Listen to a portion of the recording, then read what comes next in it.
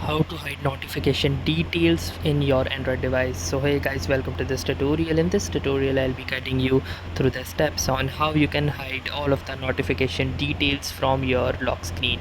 So you might have noticed that whenever your device is set aside and you receive a notification, the lock screen notification shows all of the message as well as the message body.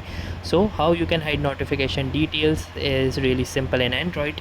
All you will need to do is simply open your settings by tapping onto the app icon, and once you're inside settings, simply scroll down until you see this option that says notifications and quick settings. So simply click on notifications and quick settings, and under the notifications and quick settings you can simply scroll down and you might find this option that says hide notification details on lock screen. This do not display notification content when the device is locked. So simply enable this by tapping onto this toggle and you're all set. So that was all for this tutorial. Thanks for watching and have a nice day.